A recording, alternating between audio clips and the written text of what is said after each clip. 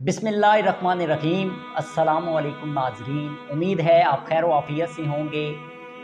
आप सोचते होंगे मेरी भी मोटिवेशन का कोई ज़रिया होगा जिससे मैं इंस्पायर होता हूँगा। इंसान है ना हम, कभी कभी इंसान ना मायूस हो जाता है, ना उम्मीद हो जाता है। ज़िंदगी में इतनी मुश्किलात आती हैं कि आपको वो नाउमीदी की तरफ लेके जाती हैं।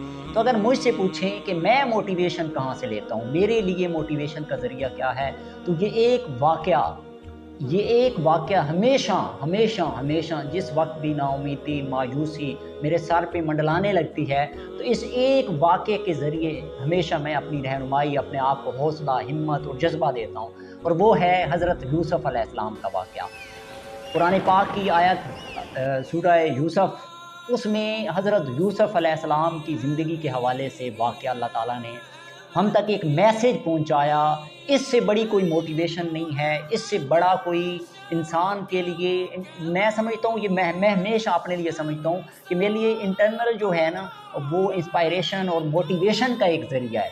यानी हमेशा मैं इसको, जब भी नाउमीद हुआ, जब भी मायूस हुआ, जब भी ज़िंदगी ने मुझे थकावट की तरफ लेके गई, बेज़ारी की तरफ लेके गई, यानी ये पहलू इंसान के नेचुरली, इंसान ने अल्लाह ताला के अंदर एक सॉफ्टवेयर रखा है जो इंसान के अंदर ये चीज़ें वक्ती तौर पे आती हैं, लेकिन इंसान उस पे काबू पाता है, अपने आप को मोटिवेशन देता है। अल्लाह ताला की उस वो जो आयत है, अल्लाह ताला की तरफ से हमें एक मैसेज, पैगाम दिया गया, वो हज़रत यूसुफ़ अलैहिस्सलाम की ज़िंदगी से बड़ा कमाल वाक़या है। बहुत से पहलू हैं हज़रत यूसुफ़ अलैहिस्सलाम की ज़िंदगी के हवाले से, बहुत सी चीज़ें हैं, बहुत सी डायरेक्शंस हैं उसमें जिस पे गुफ्तगू की जा सकती है इंसान को मैसेज। लेकिन मैं एक ही उसमें से पहलू लूँगा, वो हज़रत यूसुफ़ अलैहिस्सलाम की ज़िंदगी की स्ट्रगल थी, जो अल्लाह ताला ने उनको ख़ास बंदे के तौर पे चुना, और फिर कैसे कैसे ज़िंदगी के कठिन मुश्किलात और चीज़ों से गुज़ार के फिर एक मकाम पे पहुंचाया। यानी ज़िंदगी की सख्त और तल्ख घाटियों से गुजारते हुए उस मकाम, इक़्तिदार के उस तख्त पे पहुंचाया कि दुनिया हैरान हो गई कि एक बच्चा जो बिका था मिस्र के बाज़ार में, वो इक़्तिदार पे आया उसके बाद। तो ये कुदरत का एक निज़ाम है, ये दुनिया का एक निज़ाम चल रहा है। हम देखते हैं, हम लोगों को वज़ारतें मिलती हैं, इक़्तिदार पे आते हैं, लोग ख़त्म हो जाते हैं, वक्त के साथ कोई पूछने वाला नहीं है। लेकिन आप देखें, आप, मेरी आपसे गुजारिश ये भी है कि आप इस वाक़े को ज़रूर पढ़ें। जब आप पढ़ेंगे तो आपको इसके ज़रिए जो मोटिवेशन मिलेगी, जो आपको इंटरनल मोटिवेशन मिलेगी, वो कहीं और से नहीं मिल सकती, जो मैं हमेशा इस वाक़े से लेता हूँ। वाक़या ये है, हज़रत यूसुफ़ अलैहिस्सलाम जब बचपन में अपने भाइयों से मुख्तलिफ होते हैं, अल्लाह ताला ने उनके अंदर कुछ सलाहियतें पैदा कर दी होती हैं। मैं सिर्फ उनकी ज़िंदगी की स्ट्रगल के हवाले से उस पहलू को ले रहा हूँ और आप तक मैसेज पहुँचाना चाहता हूँ, जिसके ज़रिए हमेशा मैं मोटिवेट होता हूँ। तो हज़रत यूसुफ़ अलैहिस्सलाम बचपन में ही अपने भाइयों से मुख्तलिफ होते हैं, यानी लीडर की पहचान हो जाती है। उनके अंदर उठने, बैठने, बात करने, हर चीज़ की सलाहियत अल्लाह ताला ने उनको खूबसूरती से नवाजा और अपने भाइयों से मुख्तलिफ हो जाते हैं। और उसी हसद और उसी की वजह से भाई एक दूसरे से हसद करते होते हैं और वो भाई मुख्तलिफ हो जाता है। बचपन बड़ा लड़कपन की तरफ आते हैं, फिर भाइयों का हसद मज़ीद बढ़ता जाता है, वालिद की मोहब्बत शिद्दत इख्तियार कर जाती है, और फिर उसके बाद जो है वो हसद और वो जो उनके साथ भाइयों का लिंक होता है, उसकी वजह से भाई क्या करते हैं, उसको जान से मारने का प्लान बनाते हैं। और जो जान से मारने का प्लान बनाते हैं, तो उनके ज़हन में ये आता है कि हम इसको ले जाते हैं अपने साथ खेलने के लिए, और वहाँ जाके हम इसका कुछ ना कुछ ऐसा करेंगे जिसके ज़रिए हम आके वालिद साहब को इसको कत्ल कर देंगे माज़अल्लाह, या इस तरह का कोई भी हम हादसा क्रिएट करेंगे और उसके बाद वालिद साहब को जाके बता देंगे कि ऐसा हुआ। तो वो जाते हैं खेलने और वहाँ पे उनको एक कुआं मिलता है। उनके ज़हन में ये शैतान बात डालता है कि यहाँ इस कुएँ में इसको फेंक देते हैं और यहाँ कोई इसको बचा नहीं सकेगा और कोई निशान भी नहीं बचेगा। तो वो ऐसा ही करते हैं हज़रत यूसुफ़ अलैहिस्सलाम को, वो बचपन था उनका, लड़कपन था, तो वहाँ उस कुएँ के अंदर डाल देते हैं। अब खुद ये दुनिया का निज़ाम जो हम समझते हैं, लोगों के साथ हम करते हैं, हम चाल चल रहे होते हैं, ये हमारी चाल है। कुदरत का निज़ाम है, कुदरत ने जिस बंदे को जहाँ पहुँचाना है, जिसके नसीब में जो लिखा है, जो उसकी ज़िंदगी की स्ट्रगल है, वो कुदरत पहुँचाती है। अब होता क्या है, वो यूसुफ़ अलैहिस्सलाम उस कुएँ में चले जाते हैं। जब वो उनको फेंकते हैं नीचे, तो वो ऐसा अल्लाह का करना होता है کہ وہ پانی میں جاتے ہیں، اس کے بعد وہ بھائی چلے جاتے ہیں واپس. اب میں اس کی ڈیٹیل میں نہیں جاؤں گا. والد صاحب کو جا کے وہ خون کا بھیڑیے کا خون لگا کے لے کے جاتے ہیں اس کے کرتے پہ کہ وہ اس کو بھیڑیے نے کھا لیا وغیرہ وغیرہ، وہ ساری بات. اب میں جو وہاں سے حضرت یوسف علیہ السلام وہاں سے نکلتے کیسے ہیں؟ ایک قافلہ گزر رہا ہوتا ہے اور وہ پانی کے لیے ڈول ڈالتے ہیں اور یوسف علیہ السلام اس ڈول کے ذریعے اوپر آنے کی کوشش کرتے ہیں. تو وہ لوگ بڑے خوش ہوتے ہیں کہ ہمیں تو ایک بندہ مل گیا، ہمیں بچہ مل گیا جس کو ہم جا کے بیچیں گے، ہماری رقم کا ذریعہ بنائے. اب دیکھیں وہاں بھائیوں نے جان سے مارنے کی کوشش کی، قدرت نے کیسے انہیں وسیلہ بنایا بچانے کے لیے. وہاں سے وہ لوگ بیچنے کی تیاری میں ہیں اور قدرت کہاں پہنچانے والی ہے کہ وہاں سے صحراؤں سے اللہ تعالیٰ ان کو نکال کے ایک مصر کے بازار تک لے گیا. اور مصر کے بازار سے پھر آگے کی بات کرتے ہیں تو وہ لے کے ان کو بڑے خوش ہوتے ہیں وہ سوداگر، اور وہ لے کے اس کو اٹھاتے ہیں اور اس کے بعد سال لے کے چلے جاتے ہیں. مصر کے بازار میں جا کے انہوں نے مصر جانا ہوتا ہے، وہاں جا کے بیچ دیتے ہیں.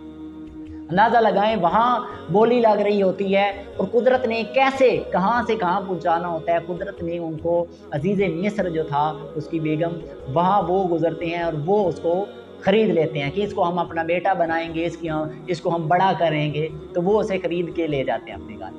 اب دیکھیں اس کو پالتے ہیں، بڑا کرتے ہیں. وہ تھوڑا بڑا جب جوانی کی طرف آتے ہیں تو وہ حسین اور خوبصورت، اور اللہ تعالیٰ نے انہیں بہت زیادہ حسن دیا ہوتا ہے جس کی وجہ سے وہ ہر جگہ ان کا نام اور شہرت ہوتی ہے. اور وقت کے ساتھ ساتھ پھر مراحل آتے ہیں. میں اس ڈیٹیل میں باقی میں نہیں جاؤں گا، میں نے کہا میں صرف موٹیویشن کا ذریعہ آپ کو بتانا چاہتا ہوں. وہاں بازار سے بکے، اس کے بعد ان کے گھر میں پلے، اس کے بعد آپ ذرا اندازہ لگائیں تہمتیں لگی، الزامات لگے مختلف طرح کے، اور وہاں مصیبتیں. دیکھیں ذرا اللہ تعالیٰ نے کہاں سے کہاں پہنچایا. اس کے بعد وہاں جا کے بھی عزیز مصر کے گھر میں بھی جا کے کیسی آزمائشیں آئیں کہ وہاں پہ تہمت بھی لگی، وہاں پہ الزامات بھی لگے، سارا کچھ ہوا. اور اس کے بعد آخر کار جیل میں جا کے زندگی گزاری، اور جیل میں ایک بہت بڑا عرصہ وہاں پہ گزرا ان کا. اس کے بعد کیا ہوا کہ اللہ تعالیٰ نے ان کو خوابوں کی تعبیر اور علم وغیرہ دیا. تو وہاں سے ذریعہ بنے آپ مصر کے جو دربار تھا، کچھ جو دو بندے وہاں پہ ان کے ساتھ اس جیل کے اندر گزار رہے تھے، تو ان کو خوابوں کی تعبیر بتائی. تو ان میں سے ایک بادشاہ کے پاس کسی کو بادشاہ کو خواب آیا، تو وہ بادشاہ کو انہوں نے بتایا کہ اس کی تعبیر یہ کوئی بھی نہیں بتا پا رہا تھا. تو اس نے بتایا کہ ہمیں جیل میں ایک ایسا بندہ ملا جو اس کی تعبیر بتا سکتا ہے، تو مجھے اس کے پاس جانے دے. وہ اس کے پاس جاتے ہیں حضرت یوسف علیہ السلام کے پاس. تو وہ پھر وہ جو دربار کا بادشاہ ہوتا ہے مصر کا، ان کے پاس حاضر کیے جاتے ہیں. تو وہ پھر انہیں تعبیر بتاتے ہیں. وہ پھر ان سے پوچھتے ہیں کہ آپ کے ساتھ کیا واقعہ. پھر وہ اپنا واقعہ بتاتے ہیں اور اس کے ذریعے کس جگہ سے، جیل سے پہلے آپ اندازہ لگائیں اللہ تعالیٰ نے انسان کی زندگی میں، اس پہ چلیں بیک اپ پہ بعد میں آتا ہوں. اب وہاں سے عزیز مصر جو مصر کا بادشاہ ہوتا ہے وہ انہیں وزیر بنا دیتا ہے، اور اس کے بعد وہ اس سلطنت میں ایز ایک آپ کہہ لیں اقتدار پہ آ جاتے ہیں. اللہ تعالیٰ اب ذرا اندازہ لگائیں، کوئی سوچ سکتا تھا کسی کے وہم و گمان میں ہوگا یہ سارا؟ کوئی میں ہوں، آپ ہیں، اپنی زندگی میں جس مقام پہ ہم ہوتے ہیں مایوس ہو کے بیٹھے ہوتے ہیں، ہمارے پاس تو کوئی وسائل نہیں، ذریعہ نہیں، ہم کیا کریں، کدھر جائیں، کیا ہوگا؟ تو ذرا دیکھیں حضرت یوسف علیہ السلام کی زندگی کو کہ والدین سے جدا ہوئے، سب سے پہلی بھائیوں نے کنویں میں پھینکا، قدرت نے کیا کیا، وہاں سے نکال کے ان سوداگروں کے ہاتھ میں آئے. سوداگروں کی کیا ہوا، ان کو ایک دولت ملی، پیسہ ملا، انہوں نے اپنا ایک عمل کیا، انہوں نے جا کے بیچ دیا. اب وہاں سے عزیز مصر کے گھر میں پہنچے، عزیز مصر کے گھر سے جیل میں پہنچے، جیل کی صحبتیں برداشت کرتے ہوئے اللہ تعالیٰ نے کہاں پہنچایا. اس کے بعد یہ ساری آزمائش تھی، یہ ساری زندگی کی سٹرگل تھی، وہاں سے پہنچایا اللہ تعالیٰ نے ان کو مصر کے اقتدار پہ. اس کے بعد ایک لمبا عرصہ مصر کے اقتدار پہ گزارا، اور اس کے بعد آپ ذرا اندازہ لگائیں پھر بھائیوں کو ملوایا، پھر والد صاحب کو ملوایا، پھر اس کے بعد ان کے خواب کی تعبیر سچ ثابت ہوئی کہ وہ سورج اور چاند ستارے اور وہ بھائی ان کے سجدہ کر رہے ہیں. تو اللہ تعالیٰ دیکھیں ذرا ہم اپنی زندگی میں اس واقعے سے، میں سمجھتا ہوں اگر ہم اس واقعے کو پڑھیں، اس واقعے کو سنیں، اس واقعے کو سمجھیں اور اپنی زندگی پہ اپنے آپ کو دیکھیں کہ اللہ تعالیٰ نے ہماری زندگی، میں سمجھتا ہوں اگر کسی کی زندگی میں نہ کوئی سٹرگل ہے، ان کے بھائی بھی تو تھے، ان کی زندگی میں کوئی سٹرگل نہیں تھی، कोई परेशानी नहीं थी। हाँ, वो छोटी मोटी परेशानियाँ हर एक की ज़िंदगी में आती रहती हैं, लेकिन जिस तरह का काज अल्लाह ताला जितना बड़ा काज इंसान को देता है, उसकी ज़िंदगी में इतनी बड़ी स्ट्रगल होती है।